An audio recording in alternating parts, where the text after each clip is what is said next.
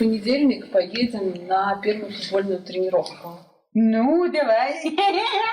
Да, это не то, чего я ждала от своей жизни, но как бы это не то, что типа это что-то плохое, что случилось в моей жизни. Я вообще думала, что меня никто не заберет.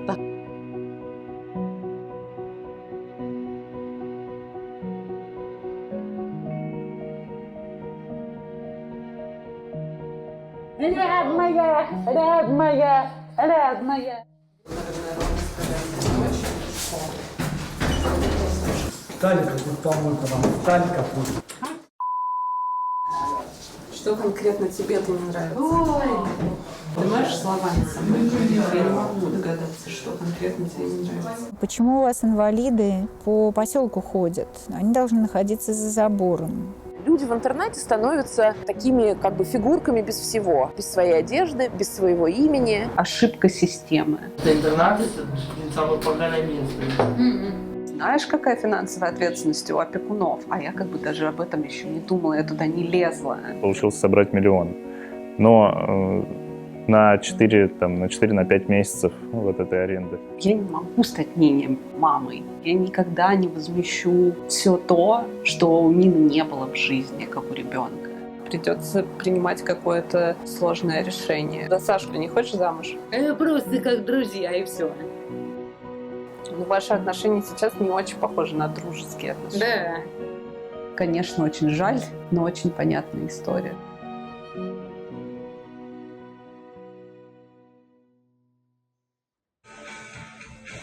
Джинсы порезанные, это 3 полоски на кедах под теплым дождем. Это моя подружка Света, а это моя подружка Нина, а это моя подружка Анфиса.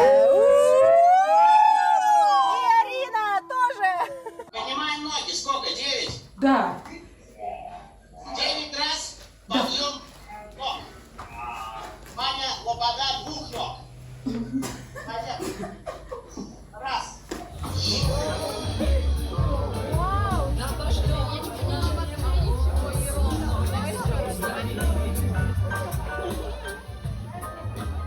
Как я решила стать опекуном? Но появилась какая-то мысль про то, что в отношении Нины есть такая надобность. Я не могла быть к этому готова, понимаешь? Это просто, в какой-то момент вот что-то реально, кликнуло, и, стало понятно, что вот так вот.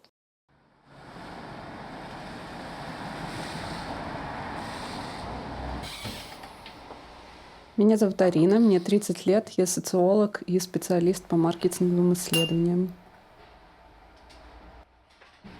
Это было лет 10 назад, может быть, чуть меньше. Моя подруга ближайшая позвала волонтером в детский лагерь Центра лечебной педагогики на Валдай. Я была студенткой, на тот момент у меня было свободное лето, я подумала, что бы не поехать, тем более с подругой. Прикольно же. Как-то, в общем, там так и зацепилась и осталась. Один из родителей в какой-то момент сказал, что его самый главный страх, что с ним что-то случится, и там, например, с его женой. Тогда что будет с их дочкой, которая самостоятельно полностью жить не может? Пока в России альтернатива одна – это психоневрологические интернаты. И я стала как-то думать об этом.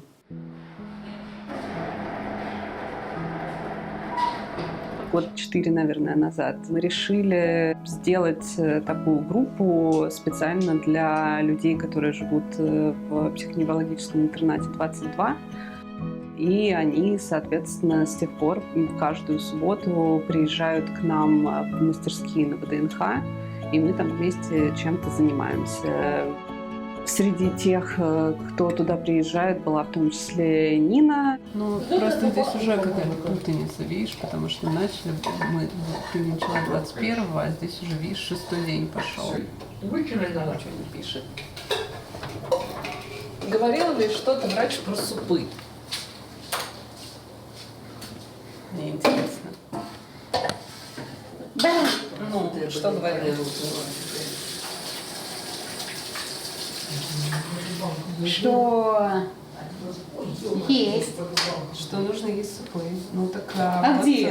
Вот почти готов. Ну, понятно. Что тебе понятно? То это суп. Это суп. А какой? А с валёй? С сосисками? Будешь? Нет. А почему? Я хочу с гречкой. С гречкой? Да. Ну, вообще, в теории мы можем добавить гречку в этот суп. А мы можем Если добавим сварить гречку отдельно и добавить Да. тебе в суп гречку отдельно. Да, вот так лучше. Да, моя. Рад моя. Гречку ты варить, между прочим, умеешь сама. Меня зовут Нина. Мне 27 лет. Давай. Я сначала жила в детском доме 28. Потом меня перевели в 22-й интернат, а потом меня взяла Арина Муратова. Костюмы.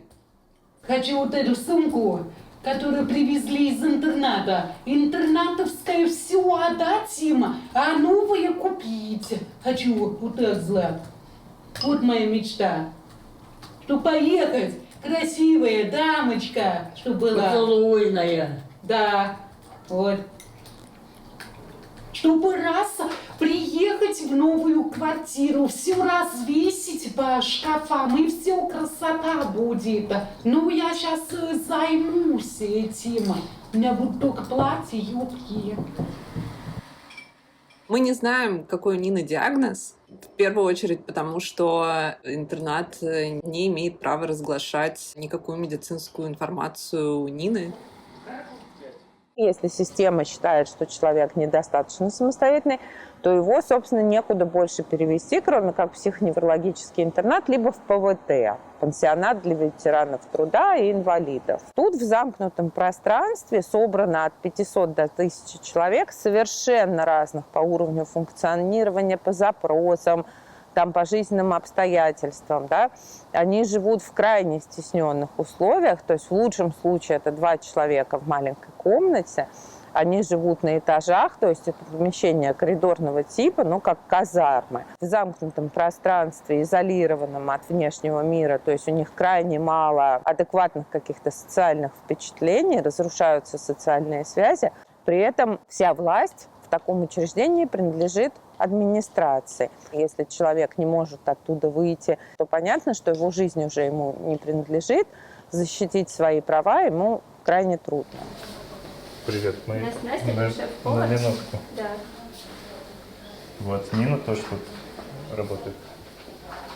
Нина. Звезда телекана. Да. Расскажи, что вы сегодня готовили. Мы готовили салат, а еще бутерброд с сыром. Было вкусно. А еще мы готовили неаполитанский пирог. А салат из чего вы готовили? И свекол. Свекла идет, Свекла, еще что-то было. потом идет.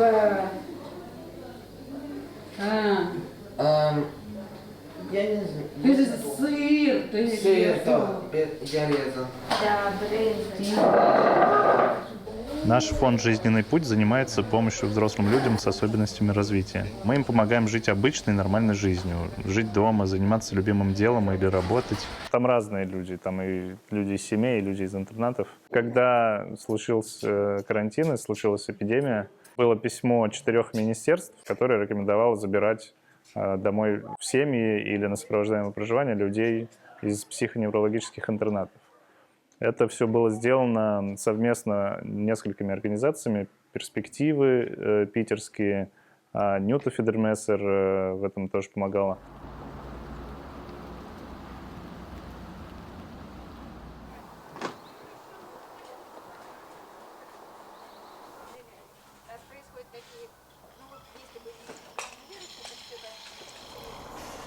Благодаря Нюте Фидермессеру ОНФ удалось добиться встречи по Зуму с министром труда и соцзащиты Котяковым. И чудесным образом удалось убедить его в том, что интернаты являются действительно местом повышенной опасности, что персонал будет болеть и уже болеет. Это, конечно, было совершенно революционным поворотом.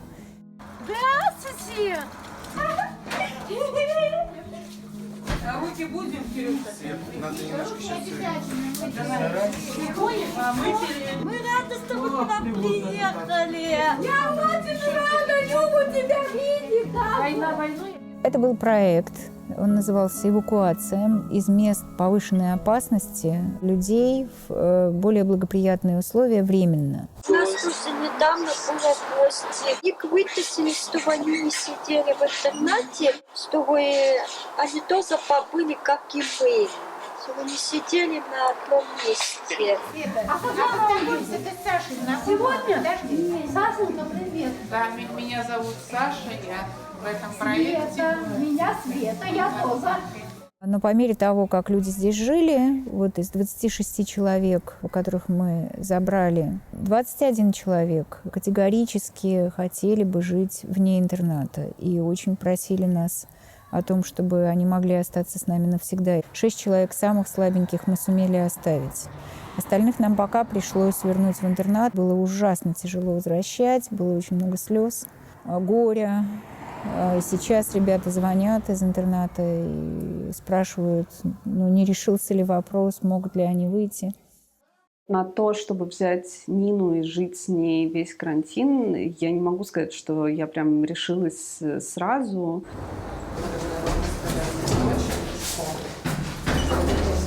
Талика, тут помойка вам. Талика пусть.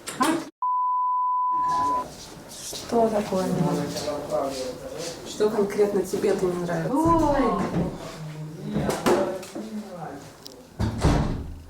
Можешь отдать мне телефон и рассказать мне, что тебе конкретно не нравится? Нет, пускай себе трындит ходит под нос. У тебя будет огромный шкаф, Да, у тебя конечно. полуторный диван. Где? Они вот. Он складывается. Бардак легко можно убрать. Я не буду идти. Мне не нравится диван. Хотела на кровати спать. Ты же мне вчера сама сказала, что на диване нормально. Ты мне сказала, на диване классно. Давай разложим. Ни хера себе! Трехместный диван. Почему трехместный? Ты вот так ложишься, и у тебя огромный диван. Тебе просто все не нравится, но ты не можешь сказать, что тебе не нравится. Не ты. Можешь словами со мной? Я не могу догадаться, что конкретно тебе не нравится. Это что, они сюда вещи будут вешать? Почему они сюда будут вещи вешать? Нет. Я не вижу ни одной розетки. Вот розетка одна. Да. Давай искать дальше. Я просто помню этот первый момент. Нина приехала на такси с сотрудницей из интерната. И, значит, была очень потерянной. Какое-то время, пока я тут подписывала какие-то документы, она ходила по квартире, но никакого восторга я не видела, а я как бы немножко на него рассчитывала. Я 6 раз спросила у Нины, хотела бы ли она так жить. И когда я увидела вот Нину в таком каком-то потерянном состоянии, я подумала, как бы одно дело, конечно, в мессенджере спросить, а другое дело так взять и вывести человека. И чего теперь делать? А если она захочет в интернат обратно? Абсолютное большинство людей живут в условиях, которые хуже. Вообще-то это начал первый Ваня, не я. Поняли? Мне хорошо, ладно, я здесь буду жить, я перестановку сделаю. Чтоб сушилки у меня не было, я хочу, чтобы она в коридоре стояла. Но потом просто оказалось, что это, слава богу, был какой-то просто адаптация. Новые условия, совсем другие. Большая довольно квартира, своя кухня, отдельная душевая и так далее. И как бы Нина скорее была в результате потерянной просто потому, что очень незнакомые условия, и нужно было как-то понять, как в этом всем новом существовать. Я такими темпами, в таком уровне стресса. Каким ногу? Да что, искала, нашла вам не бабушкин вариант. Не там, где ковры висят на стенах. Да. Мы пришли. И, значит, хватит. ужасно. Мы Когда мне только сказали, что я уеду на квартиру, сначала дурно было. Потом стало легче. Я вообще думала, что меня никто не заберет. Я думала, все, пипец, буду сидеть в интернате. Потом ко мне заходит на этаж Сергей Борисович, говорит: Нинка, как дела? Пойдешь подписывать документы? Я говорю, я не поняла, какие документы. Да это, что у меня волонтер берет на карантин, в отпуск как. Вот. Сейчас в наших квартирах живет по 2-3 человека, и каждый день к ним приходят сотрудники, чтобы помогать с какими-то бытовыми вещами, в основном готовить, убираться, ходить в магазин. У меня есть некоторая тревога, потому что я понимаю, что сейчас все держится на договоренностях. На договоренностях с департаментом соцзащиты, на договоренностях с директором интерната. Москва вообще самая последняя, кто завел сопровождаемое проживание. И то сейчас невозможно сказать, что у нас есть такое явление, как сопровождаемое проживание в Москве. Вот эти жалкие огрызки, которые мы пытаемся сделать, для многомиллионной Москвы это просто смешно. Вот. А сопровождаемое проживание появилось ведь и в Псковской области, в Порхове, в организации «Росток», и во Владимирской области, и в Кирове, кажется, и в Петербурге.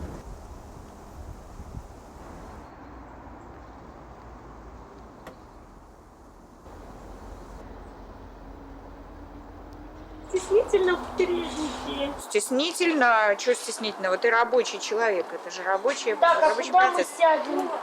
Давай, значит, мы сейчас расскажем, да, Юлька, что это такая часть дневной рутины, это составляют список в магазин, да, обычно ребята сами знают, чего, смотрят в холодильнике, чего там не достают, в кладовке, и составляют список, что должно быть куплено. Вот, и вот Юля одна из немногих, кто умеет писать у нас, и вот она, пишет, а если это, скажем, дежурство не того, кто умеет писать, тогда, конечно, помогает социальный работник. 5 лет назад мы открыли проект, куда брали выросших ребят из семьи и ребят из интерната. Сначала мы устроили пробное проживание. То есть мы приглашали ребят, они по 2 месяца у нас жили. 7 копченостей, да? С самого начала мы постановили, что дом существует для того, чтобы люди имели здесь возможность самореализации. То есть принцип такой, что все, что человек может делать и решать сам, он делает и решает сам. Там, где ему нужна поддержка, мы, конечно, ее даем. У нас довольно много свободы, поэтому каждый может вставать в удобное ему время, если он не дежурный. У нас есть дежурство, и дежурные готовят завтрак, обед и ужин, убирают со стола, моют посуду. Кто-то и 2 месяца не выдерживал, например, и, скажем, убеждался, что это не для него, и что он хочет вернуться в интернат, например. А кто-то не мог выдержать, что у нас нет телевизора. В интернатах, единственное занятие – это смотреть телевизор в холле. В общем, человек привык, что у него фоном в жизни идет телевизор. Кто-то был просто очень привязан к кому-то в интернате. А кто-то совершенно не хотел нести все тяготы самостоятельной жизни. Я очень долго выбирала, но я все-таки выбрала в Раздолье. Потому что здесь много свободно. Вот мы хотим гулять, а там нельзя уходить гулять. Только разрешение надо спрашивать и к враче или медсестрах. Можно тут в церковь ходить, тут надо готовить. Я тут сама стираю. Я же там в интернате не стирала. Это было очень серьезное решение. Мы старались, чтобы они его осознанно приняли. Мы им объяснили, что мы благотворительная организация, у нас никакого гарантированного финансирования нет. Может так случиться, что, например, мы не сможем больше потянуть сопровождение. И в таком случае вам придется вернуться в интернат. Не факт, что вы вернетесь в тот же самый интернат.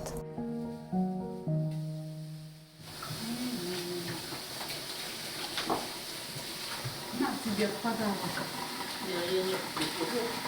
Ходи по окну, ты чего? Мне, например, в фоне Дальнепуть больше нравится, чем сидеть в этих тухлых интернатах, потому что интернат это, блин, самое поганое место. Это, блин, то туда нельзя, то сюда нельзя ходить, то это нельзя. Здесь можно все, здесь можно хоть гостей пригласить, а на этаж нет. Увидят мальчика, сразу говорят Ольге Ивановне нашей или заведующей Марине Николаевной.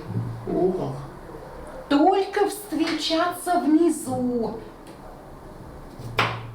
Ну, к нам мальчишки приходили в комнату. Алка говорит, это моя комната, кого хочу, кого и приглашаю. Вот такие дела. А так мы встречались с Сашкой в кабинете у Эльзы, в кинозале вместе репетировали, танцевали. Сопровождаемое проживание – это нормализованный вид проживания. Это то, как люди живут в обычной жизни. Как живем мы с вами, как живут люди во всем мире. И это проживание, которое позволяет тебе сохранить себя, как бы свою идентичность, потому что через что-то, через свой дом, через свои вещи, через что-то, что тебе принадлежит. Набор этих компонентов в интернате стирается. Люди в интернате становятся такими как бы фигурками без всего. Без своей одежды, без своего имени, без своих ритуалов. Когда эпидемия чуть-чуть спала, то стало понятно, что ребята не хотят возвращаться в интернаты, и мы начали думать, как их оставить, и вот, собственно, до сих пор они у нас пока живут. Но надо понимать, что у них очень маленькие пенсии, там 10 тысяч рублей в месяц, а так как они сами теперь должны покупать себе еду, там какие-то хозяйственные расходы, нам пришлось, например, арендовать сейчас 4 квартиры. Аренда 4 квартир в месяц там около 150, что ли, тысяч. Мы искали на это отдельные деньги, но мы достаточно быстро их собрали. Вера Шенгеля, она сделала такой сбор, пост написала в Фейсбуке, и мы за несколько дней получилось собрать 1 миллион на 4-5 месяцев вот этой аренды. И мы надеемся, что вот там в январе получим уже те квартиры, на которые рассчитываем, и тогда уже нам не надо будет арендовать. Есть что-то, почему ты скучаешь, чего тебе не хватает из интерната? Не хватает футбола. И все, и дискотеки. Но у нас там всегда по пятницам дискотека. Вот. Еще по воспитателям одному скучаю. Это Эдуард Вячеславович и Эльза Чверевна. Нина вообще в своем интернате была очень активным человеком, участвовала во многих деятельностях, в театральной мастерской по ручной деятельности. Она ездила на много всяких соревнований, по дартс, активно играла в футбол. Это, пожалуй, единственное из всего, чем она занималась в интернате, почему она действительно очень сильно скучает. В чем преимущество проживания в ПНИ человека с особенностями? Самое главное преимущество – это безопасность. С проживающими работают профессионалы. Они точно знают, как помочь и поддержать, как общаться, как ухаживать. Для каждого подопечного составляется индивидуальная программа, по ней и работаем. И спросите у Борисыча, может он поговорить с директором, чтобы он вам как бы магии, чтобы в Сочи ездили. Ты ездила? Я не поеду ни в какие Сочи. Нет, я говорю. Ага, что вы в Сочи обычно делаете-то? Играем в футбол, гуляем. Понимаю, что это очень грустная история, что теперь этих поездок нет, но есть какие-то другие.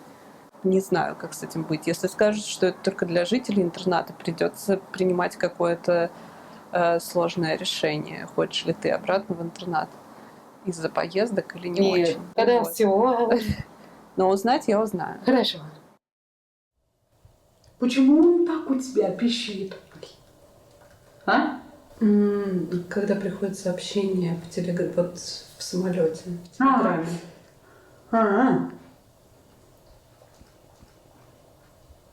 Тогда он так пищит. Мне надо еще одну тетрадку завести. А ты ту потеряла? Ту маленькую? Да. Ну да. В субботу мы с тобой договаривались вообще ехать, что ты там хотела, сумку на пояс. Вот. Я думаю, что на субботу план такой, что... Да, не будет время. Мы приедем, съездим с тобой в магазин. Или ты считаешь, что это нелогично покупать вещи сейчас уже, а лучше тогда после переезда? Нет, сейчас. Мне нужна сумка, чтобы что-то положить туда.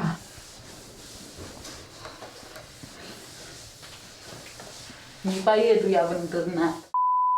Там 2 санитарки уволились, и сотрудница, которая нас учила к всему. Мы тоже не хотим ехать, Арина, правильно, Арина? Иди ложись, Ванюха. Из всех, кого фонду удалось эвакуировать из интернатов, Нина единственная без дееспособности. Я смотрю иногда на Нину и не понимаю, почему она без дееспособности. Открывай. Ну, хорошо. Я понимаю. Вот, смотри. Спасибо большое. Давай я возьму штуку. Ну, ладно, 2. Она, правда, очень высоко адаптирована. В целом в быту тоже. Она очень быстро всему обучается и так далее. И это просто какая-то, на самом деле, по моему мнению, ошибка системы. Всех повели лишать дееспособности. И, значит, Нинку в ту же очередь поставили.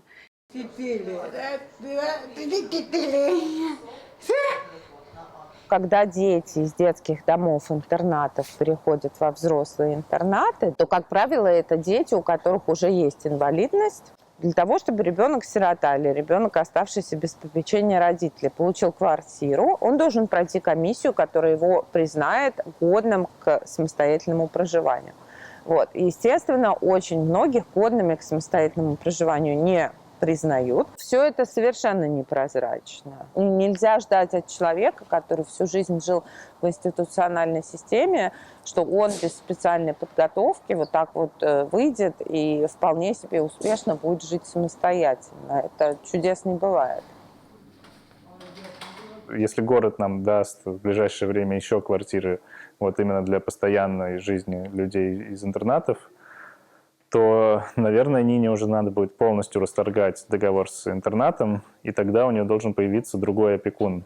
И это, скорее всего, будет кто-то из там, сотрудников, волонтеров. Ну, я думаю, что это будет Арина, и Арина готова быть этим опекуном, и тогда интернат уже не будет отвечать за Нину и не будет принимать решения. Эти полномочия перейдут уже к Арине.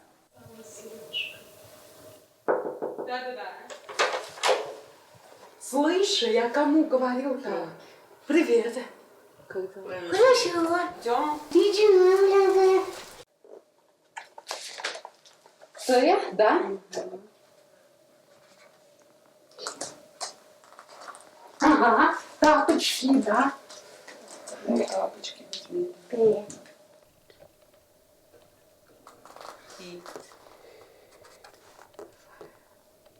Да, В?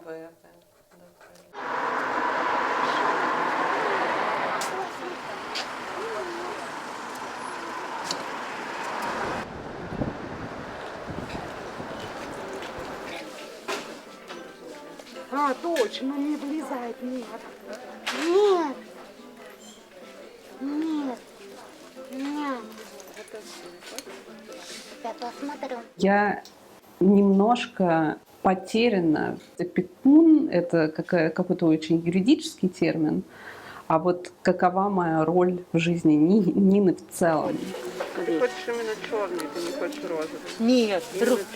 Черный, да. Да, ну просто вот это вот не очень как-то удобно, мне кажется. Да. Угу. 500, 909. Не 900, это 90, 100. Это сотня же. Угу. Не хочется прямо считать себя родителем. Скорее, давай будем называть это старшей сестрой. Ну вот это вот мне эта концепция мне ближе. Человек действительно взрослый. Я не могу стать Нине мамой. Сколько бы я ни старалась, никогда не стану. Я никогда не возмещу все то, что у Нины не было в жизни, как у ребенка.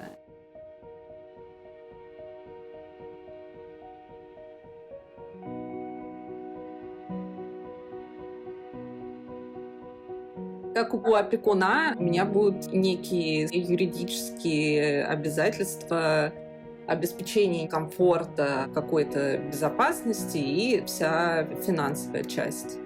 Потому что Нина вообще-то не имеет права самостоятельно тратить свою пенсию.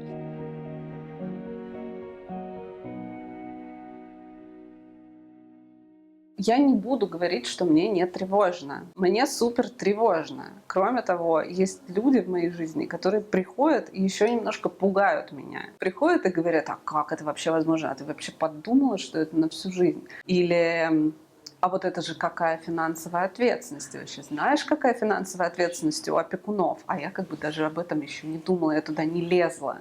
Я считаю, что типа дойдем до той стадии, там разберемся с этими финансами, ну что-нибудь придумается. Я себя немножко успокаиваю тем, что у нас как бы есть план, вообще говоря, недееспособность восстанавливать.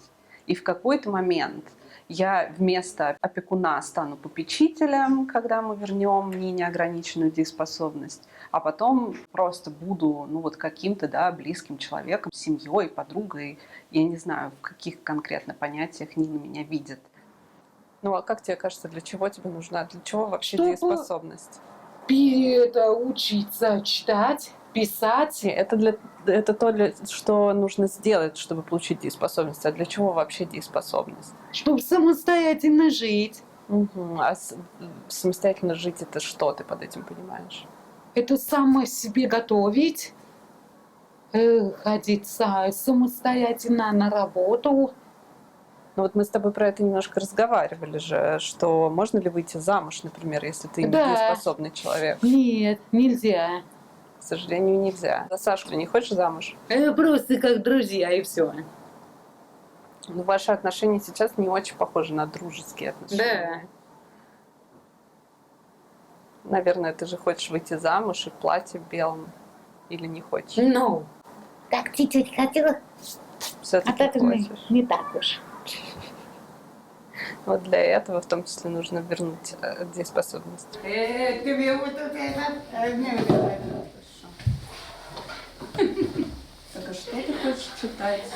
Которую мы читали на... Можайске? Да. Или Гарри Поттера? Не Гарри Поттера. Я хочу эту, на Татьяну. Вот это. Татьяну. Да. Я знаю точно, что для того, чтобы пройти, да, хотя бы комиссию по восстановлению ограниченной дееспособности, нужна очень мощная подготовка. Комиссия обычно очень внимательно смотрит на то, как человек читает, пишет и считает. В общем, Нина умеет читать очень медленно, по слогам, и это тоже, конечно, нужно развивать. И вот мы стараемся, когда там я рядом с ней нахожусь, или когда там я приезжаю к ней, ночую вместе с ней, прочитывать хотя бы пару абзацев чего-нибудь, неважно чего. Элла, она, я. Не она. Но я теперь не прыгаю. Я теперь не прыгаю. Помнишь, там была, значит, подруга Тани, Эллы, которая играла в театре. Да, помню. И сломала себе ребро. Да. А с арифметикой, как оказалось, у Нины очень плохо. Поэтому сейчас мы вот нашли прекрасную учительницу математики, которая начала заниматься с Ниной. Эта история не про то, что Нина не может как бы понять, да, что к чему, а это история про то, что просто ей никогда это в жизни было не нужно. И когда оказалось сейчас, что вот она живет уже самостоятельно, более или менее, и там, например, ей нужно ходить в магазин. А чтобы сходить в магазин, нужно понять, сколько взять денег. Да. И где у меня? Так, рассказывай. Мы решили купить пиццу. Тогда я не понимаю, зачем тебе это. Ты ее уже купила? Да. А это зачем? Мы сначала Давай. сделали тесто, потом пошли в магазин, купили грибы, сыр, Так, что еще успели купить? соус. Что в пицце совершенно необходимо. Там могут не быть грибы, там может быть не быть колбасы. Но Нет, мы всегда есть сыр и вот это. Помидоры. Ну? Оказалось, что когда она понимает, для чего это, то ей очень и классно понимать, как это работает. По моим ощущениям, прям прется от этих занятий, очень всегда их ждет. Они там всего один раз в неделю. Она всегда, значит, заранее уже начинает спрашивать, а вот в среду будет, а когда? Люди из интернатов, кто-то может устроиться на открытый рынок труда. Там есть ребята, которые хотят и сами даже ищут такие возможности курьером там, или грузчиком, или кем-то еще. Сейчас появляются такой социально ответственный бизнес, который готов был бы взять на работу человека с особенностями.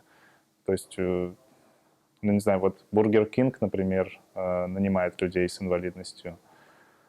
Политех, вот у них в том числе работают люди из интернатов и даже недееспособные. Хочешь ли ты работать? Хочу. А можешь рассказать, как ты думаешь, кем бы ты могла работать, что бы ты могла делать? Я бы продавала фенечки. Я сначала Арину спросила. Арина, кто у вас есть такое из родителей? Она говорит, у меня есть мама. Я говорю, вы ей напишите, надо ей фенечки. Вот. Потом мама написала Арине. Арина мне передала. Я говорю, сейчас будет. Цвета выбрала. Арина сфоткала их. И все, я начала плести. Смотри, вот так. Смотри, о, давай, давай.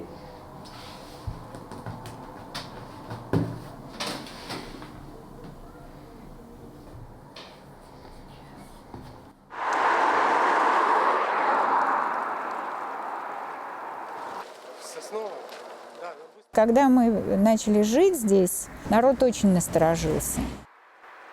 Наши ближайшие соседи сказали, что они будут биться до последней капли крови за право жить без инвалидов.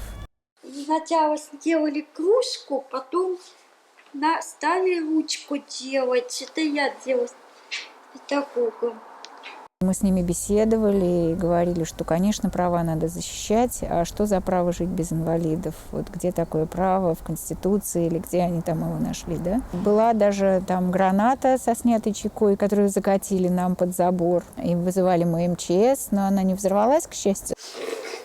И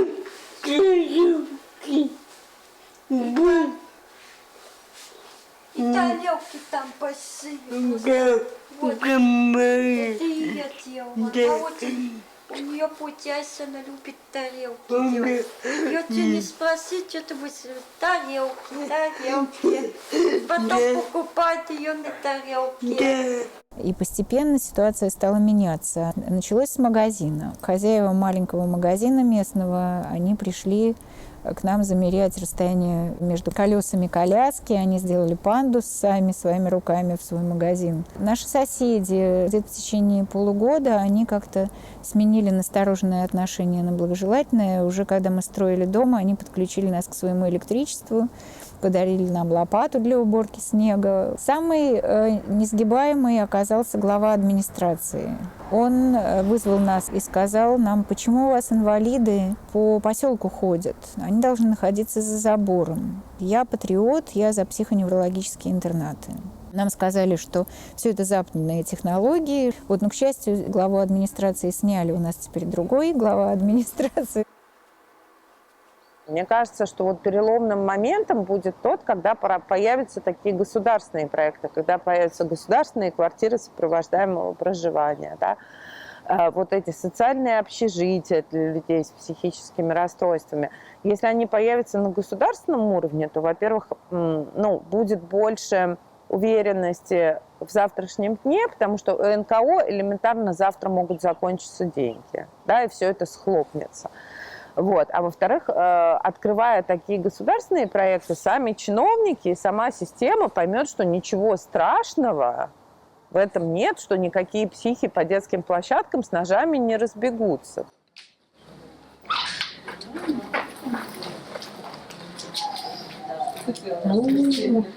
Самостоятельно цветы протираю.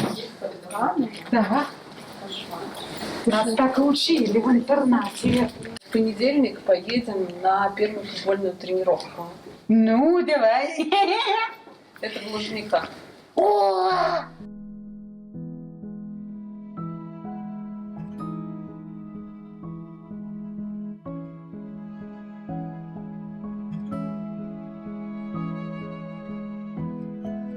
Мы об этом разговаривали очень долго в карантине, что если Нина остается здесь, то она не будет жить 24/7 со мной, что я буду приезжать 1 или 2 раза в неделю, возможно, ночевать 1 раз в неделю. Буду, конечно, участвовать во всех важных историях в ее жизни. Какая-то медицинская история, это, конечно, я буду рядом.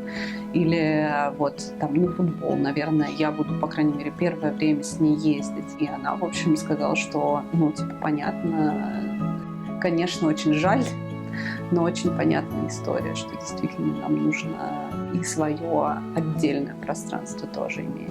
Здесь остаемся, здесь Бека. Мы недооцениваем ни возможности этих людей, которые живут в интернате. И, конечно, представление об их потребностях совершенно изменилось. Мы увидели, что они могут гораздо больше и решать самостоятельно, и определять. Когда человек в пижаме лежит в кровати целый день, очень трудно догадаться, что он в состоянии, например, помогать другому, принимать решения, готовить. Почему-то Бог не тянется, а это тянется. Попробуй еще. Очень скоро, когда таких людей, которых мы забрали, которых сейчас 10, станет много, и когда нам еще удастся отсудить чью-нибудь квартиру, восстановить чью-нибудь дееспособность и получить сиротскую квартиру, которая положена, например, Нине Торгашовой, которую вот наш фонд сейчас забрал, то родители в первую очередь увидят, что есть вот этот вариант, что они не хотят, чтобы дети попадали в пни, они хотят все сделать, чтобы дети оставались в сопровождаемом проживании.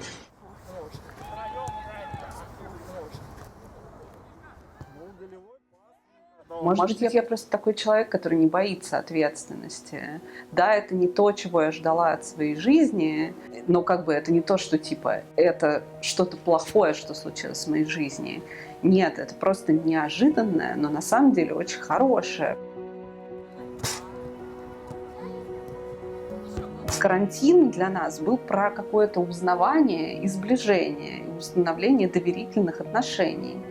И по факту, на самом деле, не только Нина со мной пережила много эмоциональных моментов, что осознание того, что она не хочет уезжать обратно, осознание того, что она-то, может быть, не уедет, а ее молодой человек, на него как-то сильнее давит интернат, а он тоже выехал, его забрал в другой центр. Но и я пережила очень много эмоциональных моментов. Мне за это время сократили зарплату на работе. У меня были очень сложные какие-то мутные перипетии в личной жизни. Когда вы делитесь этим опытом, там дальше уже мало остается пространства для того, чтобы давать заднюю.